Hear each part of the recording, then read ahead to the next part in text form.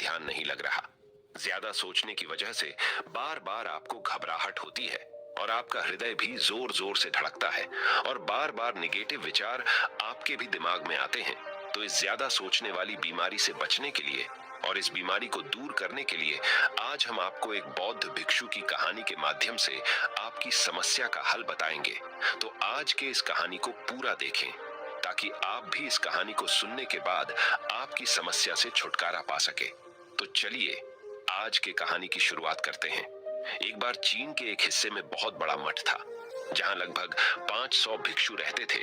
वो सभी अपने गुरु के मार्गदर्शन में खुद को जानने का अभ्यास कर रहे थे। एक दिन एक लड़का उस मठ में शिष्य बनने के लिए आया। उसने मास्टर से कहा, मास्टर, मैं खुद को जानना चाहता हूँ। मैं सच की तलाश कर रहा हूँ। मैं पता लगाना चाहता हूँ कि सच क्या है। मास्टर ने उसकी ओर देखा और कहा कि अगर तुम सच जानना चाहते हो तो तुम्हें अपना पूरा जीवन दांव पर लगाना होगा। सच को जानने में तुम्हारा पूरा जीवन लग सकता है। फिर भी इस बात की गारंटी नहीं है कि तुम्हें इस जीवन काल में सच का पता लगेगा या नहीं। क्या तुम इसके लिए तैयार हो? शिष्य ने कहा। मास्टर, मैं यहाँ पीछे मुड़ने के लिए नहीं आया हूँ। मैं इसके लिए तैयार हूँ। गुरु ने कहा, अगर ऐसा है तुम एक काम करो। इस मठ में 500 भिक्षु है। तुम उनके लिए चावल कूटने का काम करो। बस सुबह से शाम तक चावल कूटने का ही काम करो और जब तुम थक जाओ तो सोने चले जाओ। फिर अगली सुबह उठकर चावल को कूटना शुरू कर दो। इसके अलावा कुछ और मत करना। किसी और चीज के बारे में मत सोचना। बस इस रास्ते पर चलते रहना और दोबारा मेरे पास मत आना। जरूरत पड़ने पर मैं खुद तुम्हारे पास आऊंगा। उस लड़के ने गुरु के आदेश का पालन करते हुए चावल कूटना शुरू कर दिया। उस मठ में 500 शिष्य थे। उन सभी को समय समय पर भोजन की आवश्यकता पड़ती थी। इसीलिए वह बहुत जल्दी उठ जाता था और रात को देर तक चावल कूटता रहता था। जब वह थक जाता तो उसी कमरे में सो जाता था जहां वो चावल कूटता था। वो किसी से बात नहीं करता था और ना ही कोई उससे बात करने के लिए उसके पास आता था। कुछ महीनों तक चावल कूटते हुए उसके मन में पुराने विचार आते रहे, लेकिन उन विचारों को कोई नया विषय नहीं मिला तो वह अपने आप ही मिट गए। धीरे धीरे उसके मन में विचार कम होने लगे। कुछ सालों के बाद तो वो अपना नाम तक ही भूल गया। वह हमेशा चुप रहता और विचारहीन अवस्था में बस चावल कूटता रहता। उसने ना तो कभी ध्यान किया था और ना कभी शास्त्र पढ़ा था। मठ के बाकी शिष्य उसे मूर्ख समझते थे। ऐसा करते हुए 12 साल बीत गए। 12 साल बाद एक दिन मास्टर ने घोषणा की, अब मेरा आखिरी समय आ रहा है और मुझे अपना उत्तराधिकारी चुनना है जो मेरे बाद मठ का मुखिया होगा। इसीलिए मेरा कोई भी शिष्य है जिससे लगता है कि उसे आत्म साक्षात्कार हो गया है और उससे खुद को जान लिया है, तो रात को मेरे दरवाजे के पास आकर इस दीवार पर कुछ पंक्तियां लिखें जिसमें उसकी जिंदगी का सारा अनुभव समाया हो। कई शिष्यों ने ऐसा करने के बारे में सोचा, पर मठ के प्रमुख शिष्यों में से एक ने वहां जाकर कुछ पंक्तियां लिखी। उसे बौद्ध धर्म ग्रंथों का बहुत ज्ञान था। सभी शिष्यों को लगता था कि वो इस मठ का उत्तराधिकारी बन सकता है। उसने लिखा था कि मन एक दर्पण की तरह है जिस पर विचारों और इच्छाओं की धूल जमा हो जाती है। इस धूल को हटाने के लिए ही ध्यान है। जिसकी धूल हट जाती है और मन का दर्पण साफ हो जाता है, वो मोक्ष को प्राप्त कर लेता है। अगली सुबह जब मास्टर उठे और उन्होंने इन पंक्तियों को देखा और उन्होंने कहा कि किस बेवकूफ ने यह सब कचरा मेरी दीवार पर लिखा है। वो शिष्य जिसने यह लिखा था वो चुप रहा। हालांकि उसने जो पंक्तियां लिखी थी वो ज्ञान से भरी थी, लेकिन यह सब किताबी ज्ञान था। वो शिष्य बहुत चालाक था। उसने पंक्तियां लिखी पर उसने नीचे अपने हस्ताक्षर नहीं किए, क्योंकि वो स्वयं इसके बारे में निश्चित नहीं था कि ये सही है या नहीं, क्योंकि उसे आत्म साक्षात्कार नहीं हुआ था। गुरु ने पंक्तियों को पूरी तरह से खारिज कर दिया। ये देखकर सभी हैरान रह गए। ये घटना पूरे मठ में चर्चा का विषय बन गई।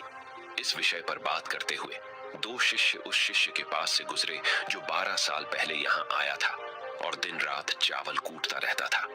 दोनों की चर्चा सुनकर वह धीरे से हंस पड़ा। दोनों शिष्य ने उसे पूछा कि तुम क्यों हंस रहे हो? दोनों शिष्य की नजर में यह चावल कूटने वाला तुच्छ ही भिक्षु था। किसी ने उसे ना तो कभी ध्यान करते हुए देखा था, ना ही कभी शास्त्र पढ़ते हुए। हर कोई उसे मूर्ख समझता था जो बस चावल को ही जानता था। उस मठ में बहुत बड़े बड़े विद्वान थे, लेकिन उस चावल कूटने वाले को किसी से कोई मतलब नहीं था। इसीलिए वह दोनों शिष्य उसे मुस्कुराता हुआ देखकर चकित रह गए। उन्होंने फिर उससे पूछा कि तुम क्यों हंस रहे हो। उसने जवाब दिया, मैं इसीलिए हंसा कि मास्टर सही बोल रहे हैं। ये सब पंक्तियां कचरा है, इन पंक्तियों का कोई मूल्य नहीं है। वो दोनों शिष्य चौंक गए। उन्होंने उसे पूछा कि क्या तुम ऐसी पंक्तियां लिख सकते हो जो इससे भी बेहतर हो। चावल पीसने वाले ने जवाब दिया, नहीं, क्योंकि मैं अनपढ़ हूं, लेकिन हाँ, मैं कुछ पंक्तियां कह सकता हूं। अगर तुमने उन पंक्तियों को तुम लिख सकते हो तो मैं तुम्हारे साथ जाने के लिए तैयार हूं। उन दोनों शिष्यों ने कहा, ठीक है। वे मास्टर के कमरे के पास गए और चावल कूटने वाले ने कुछ पंक्तियां बोली और दूसरे शिष्य ने उस दीवार पर लिख दिया और उन पंक्तियों के नीचे लिख दिया कि चावल कूटने वाला। उन्हें लगा कि मास्टर इस पर भी गुस्सा करेंगे। जो पंक्तियों उसने लिखने के लिए कहा था बहुत अद्भुत थी और वो पंक्तियां थी, मन तो बस एक का भ्रम है ना, तो मन है, ना ही मन का कोई दर्पण है। और जब मन ही नहीं है तो धूल कहां ठहरेगी। जो ये जानता है वो सच को जान गया। जब गुरु ने ये पंक्तियां देखी तो वे आधी रात को उठे और चावल कूटने वाले के पास गए। वह सो रहा था। मास्टर ने उसे जगाया और कहा कि ये लो, मेरी छड़ी और मेरे वस्त्र ले लो। आज से तुम मेरे उत्तराधिकारी हो, लेकिन इस मठ को छोड़कर कहीं दूर चले जाओ, क्योंकि इस मठ में बहुत सारे विद्वान हैं जो खुद को तुमसे ज्यादा श्रेष्ठ मानते हैं और वो तुम्हें मार देंगे। वो इस बात को बर्दाश्त नहीं कर सकते कि एक साधारण सा चावल कूटने वाला उनसे ज्यादा विद्वान निकला। तुम्हें वह सारा ज्ञान हो गया है जो मुझे है। तुम्हें यह सारा ज्ञान चावल कूटते कूटते हुआ है और मुझे पता है कि तुम जहां भी जाओगे लोग तुम्हारे पास आने लगेंगे, क्योंकि जब कोई फूल खिलता है तो उसकी महक हर तरफ फैलने लगती है। उसने अपने गुरु के पैर छुए और रात को ही वहां से चला गया। अगर हम अपनी जिंदगी में देखें तो पाएंगे बहुत से लोग सोचते हैं कि ध्यान केवल एक ही जगह बैठकर आंखें बंद कर कर ही किया जा सकता है, लेकिन हकीकत में ऐसा नहीं है। ध्यान तो चलते चलते भी किया जा सकता है, अपना कुछ काम करते हुए भी ध्यान किया जा सकता है। असल में ध्यान का मतलब यह है कि आप जो भी काम कर रहे हैं उसे अपनी शिद्दत से करें कि आपको आपके शरीर का ख्याल भी ना रहे। बिल्कुल उस चावल पीसने वाले की तरह जो चावल कूटने में इतना मग्न हो गया कि उसको खुद का कोई ख्याल ही नहीं रहा। उसने चावल कूटते हुए ही उसने आत्म साक्षात्कार प्राप्त कर लिया। हर समय वर्तमान में रहना और कुछ नहीं सोचना। मन तब तक ही है जब तक विचार है।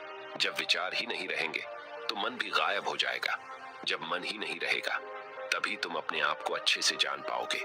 असल में हमें अपने वास्तविक रूप को जानने के लिए कोई अन्य साधना करने की आवश्यकता नहीं।